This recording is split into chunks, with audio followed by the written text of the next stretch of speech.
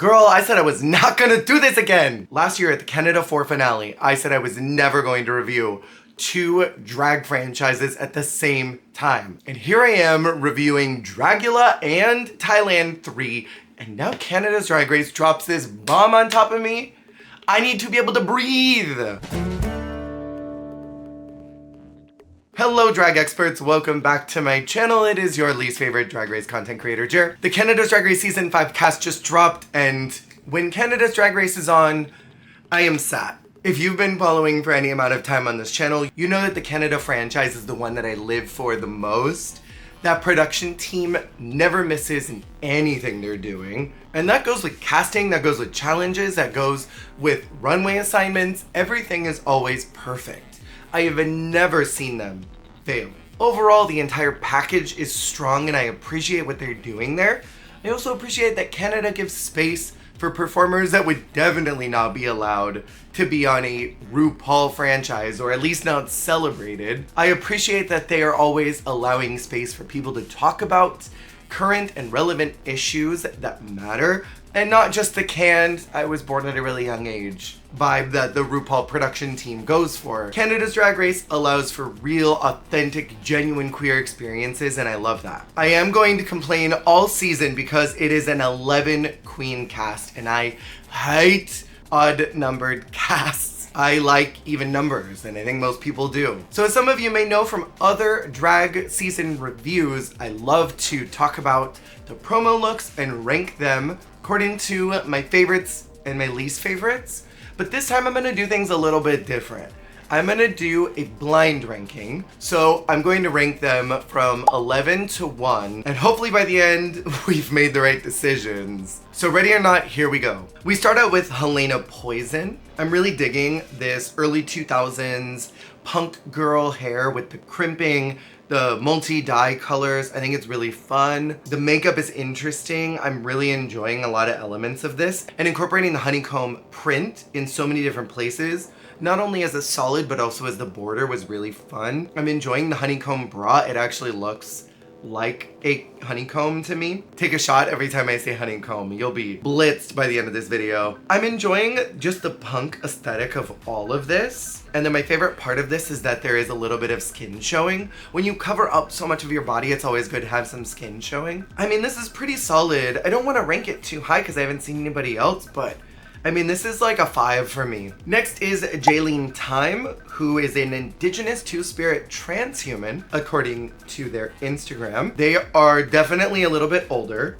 That's not a read, I promise. I really enjoy that they've got that older drag queen classic look to them. I'm really enjoying this queen look. It's very Victorian. My problem is that there's not a lot of silhouette when they're turned to the side. This profile is really not showing off their shape. And in other angles of this, there is a lot of shape that's built in, not only to the bustier, but also into the dress. This human has a lot of curve to them. The pattern of this fabric is just not doing them any favors. And then the sleeves are so long that they turn into a just blob of a shape. And there is something honey bee-esque about that because they do have those big butts. But I don't know. I don't know. I like the honey brooch. You cannot see it in this main photo, but you could see it in other ones. For me, this is I think I'm gonna put this kind of on the lower end because there's just no shape, and I think there's more flattering fabrics it could have used. Something to contrast the main shape and the sleeves. So I'm gonna put this at like 9.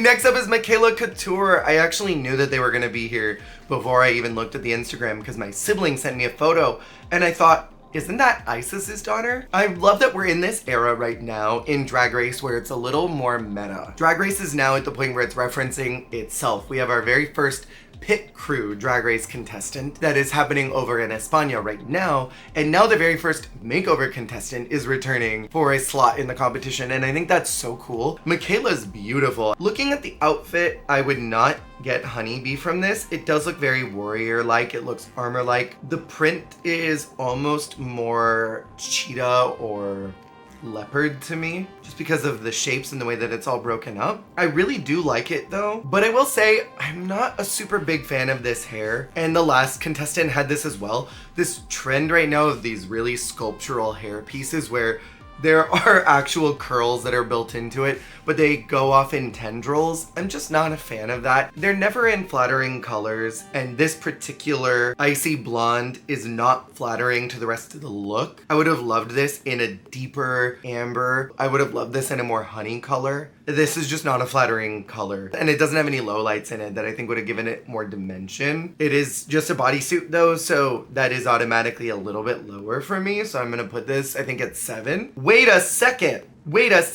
Next is Minnie Wang. That is brilliant. This is a pit crew member. Oh my god. Girl, we got 2 pit crew members in the drag sphere right now on Drag Race. I'm obsessed, and this person is hot. That aside, this outfit is rotten. I'm really not loving the Dee Dee Pickles spikes on the head. The bodysuit is really basic, and this gold heart of the ocean is not doing it for me. And then I don't know what this prop is on the outside of this main photo. I don't know what that's supposed to be referencing when it comes to a honeybee. It's just really bulbous, and it's big and bulky, and I don't respond well to any of it. But I'm very happy that there's a pit crew member. It's just really...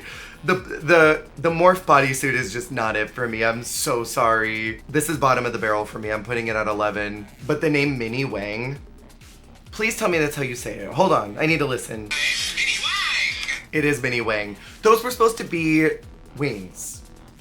They don't translate that way, mama. Next up is Perla. I'm gonna be so real. This promo photo looks like Jimbo season 1 of Canada's Drag Race. Jimbo used to do this thing where she would sort of like put her arms everywhere that were not in a flattering pose, and then would just sort of like look away from everything.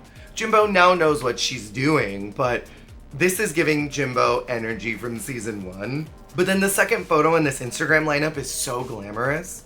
So I don't know, but then the third one is a little bit of a miss too. So I don't know what was going on. I love this look. I'm enjoying the applique that's on the boots that run all the way up into the pants. I'm liking the honey drips. I think this is such an effective look. I like the choker. It does go a little bit high on the neck. And I don't know if this sleek hair works for this dress. I think maybe something a little more sculptural, 1940s would have looked nice with this. The bustles on the side are really cool. I like the fisting gloves. Everything about this look is very solid and definitely evokes a bee. Yeah, this is solid for me. And then they do have this circular head cage that goes over their face, almost like a visor, that seems to go all the way around in other shots. This is super cool. And then even when you zoom in, there's a deeper gold that's on this yellow. Yeah, this is nice. I may regret this later, but I'm gonna put this at like 3 because this is really solid. We're at the midpoint, and I just wanna say doing gold and black is such a flattering color combo. I don't think we've had gold and black since maybe season 4 of mainline Drag Race, because the international franchises are doing the rainbow thing. And this is what I mean when I say Canada's Drag Race never misses, because doing a theme like they did Birds of Paradise, I think last season, and then now they're doing Honeybee. This is brilliant. These are great colors for drag. Gold is eye-catching, it's sparkly, it's fun. Black is sleek and evokes so much sexuality. There's a lot of really cool places you could go with these colors, where rainbow has been done so many times, so I'm glad they didn't just do rainbow again. Next posted is Sanjina. Ooh. Sorry, I didn't mean to goon, but Jesus, I love this. Kiki Ko really made me love big dramatic headpieces like this. I'm obsessed. And I love the braided hair. The makeup is beautiful. I love this shiny black lip. Ooh, I love the neck piece. I love the ostrich feather. I love the hard spikes that are on this bodice. Ooh, I love the little straps that go to the boots. It's very fetishy. And then these gladiator boots. Bitch. I'm obsessed. Ooh, I'm obsessed. There's tassels.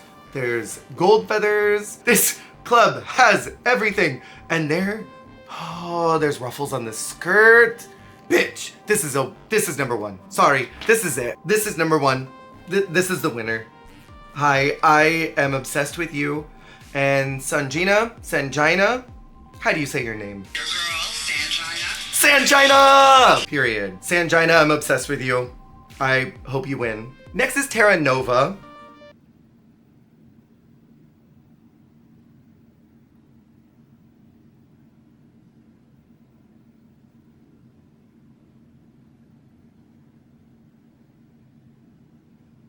Damn, I put 11 out too soon, I fear. So this is not a bad look. It's just badly constructed. I hope they made this themselves and didn't pay a designer. The length of the skirt is suspicious. This flat matte fabric is not flattering at all for the silhouette of this dress. It's just not a flattering fabric at all. It looks like linen to me. The gloves are interesting, but I don't like the nails on them. I don't think they're complementary. The honeycomb detail that's on the hip is interesting, but it's a little bit smooshed. And then the bustier that opens up looks like that one silhouette that was really trendy a couple years ago, where all the queens were trying to emulate Aquaria doing that fake flowers in that clear plastic and wrap it around your body, and then you look like you're a bouquet. It is evoking that, but then this matte white fabric, which also looks like linen, is super unflattering. And then the honeycomb print breaks in odd places, so it's displeasing to the eye. And then the severe cut that's right down the middle that cuts that honeycomb in half is also really, it's unpleasing. We've got mesh wiring. There's more smooshed honeycombs in the back. There's mesh wiring in the hair, which is actually the best part of this. I do love that hair. And then this statement necklace with crisscross. Yeah, it's not doing it for me. And then the shoes are really, those are really bad shoes. I'm sorry to this queen. I normally am very nice. I try really not to lean in hard and read. And normally I try to be very, very, very kind, but this is boot nasty. I'm so sorry to this girl. I'm sorry to this woman. If I saw her on the street, I would know who she was. I'm gonna put you at 10. I am positive that she has a wonderful personality and a winning set of drag numbers and does a great two-step. This look is not really it for me. Next out is a Virgo. I'm obsessed already as a double Virgo. They're an Afro-Indigenous sensation is what their Instagram says. I love them already. I'm here for Virgos. So the gladiator look is interesting. We've seen it a couple times in past promos. The gladiator cuffs, the gladiator bodysuits. Yeah, it's a gladiator look with honeybee colors. I do really like the boots. Structurally, I don't like the fabric that they're in. I think this shiny gold, I'm not really responding well to. The hair is everything. I love the cage at the top. I love the little ringlets, very Shirley Temple, it's cute. The cape is fun. I think it's a little expected. Drag queen, bodysuit, gladiator. But the makeup, ooh, the makeup is good. The makeup is so good. I'm obsessed with their mug. They are mugging. They do have a singular bee. 2 bees. They have 2 bees on their bodice. I think I would have liked maybe a couple more. Maybe that would have done it for me. Yeah, it's kind of mid-low. We'll put it at number 8. They look like someone whose specialty is dancing, so I'm gonna expect a lot from them. Nira came out in a gladiator basic look for the promo, and Nira devoured lip syncs. So I'm gonna expect a lot from Miss Virgo. Plus, as a Virgo, I'm rooting for her, and I'm rooting for her to find a stylist. Next we have Tiffany and Co. Stop. This name is everything. They appear to be a dancer as well, looking at their Insta. They are eye-catching. Sorry. This look is nice. I like the power suit of it all. It looks very executive realness. A little inappropriate skirt length, but it's riffing off of executive. I'm enjoying the metal work that has been incorporated into the sleeves. I'm a really big hoe when it comes to pointed shoulders, so I'm enjoying that. I like the metal work that's on the bustier part, and then there's this waterfall application that goes about halfway down the waist. That's really fun. I haven't seen that before. The coochie ruching is not my most favorite thing in the whole world. That probably could have just been a flat skirt or had something in it to give it a little more structure, like how you see here in the midsection. I do really like that it looks like there's a corset that's been built into it. The hair was a great choice with this. I love a ponytail. And then there's also some head jewelry, which I'm really enjoying. The skirt appears to be lined in this very rich golden brown, which I like. The shoes don't really make a statement, but that's not too detrimental to me. This is a good look because it's clean and crisp. The number 4 slot is open, so I think I'll stick you there. Next up is, oh my god. Stop. Stop. Stop. We need her and Irma on a season of All Stars ASAP. This is Honeybee. I love the sort of Antarctica shawl that's on the head. I love how fuzzy it all is, because bees are fuzzy. There's little feathers, is what I'm assuming this is, everywhere. I love the gloves. There is something very 80s Dynasty about this. I don't know what it is. I love the humor of putting bee nips. It's crazy. The silhouette is bananas, cinching in really tight and then going up into this side bustle with the tights into these wedgie shoes. I mean, rightfully so, I saved the number 2 slot for the right contestant. I'm such a fan of a queen that is not afraid to be really camp and glamour at the same time. That's my favorite intersection of drag, and this is really 80s glamour, which also meets a silly camp mindset.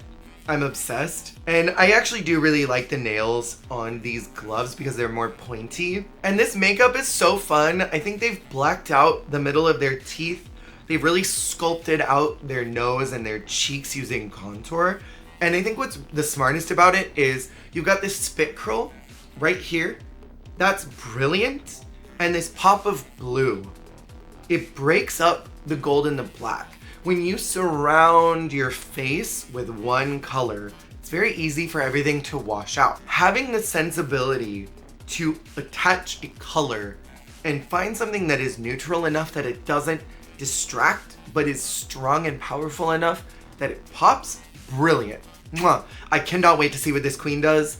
This is my other top 2. I am absolutely rooting for them as well. And then our number 6 slot has to go to Xana. I've scoured the internet and I do not know what this is referencing because this looks like a Beyonce thing. Is this a Beyonce look? On their personal Insta, they said supervillain, CEO, and mogul to smash your TV screens. I know Caramel did an entrance look that was very similar. 2-piece with a staff. And I know Cara was referencing Beyonce a lot in her season. So part of me feels like this is like Renaissance or Coachella or something Beyonce. It looks like something Beyonce would wear if she hasn't already. I think it's cool. I like this warrior look.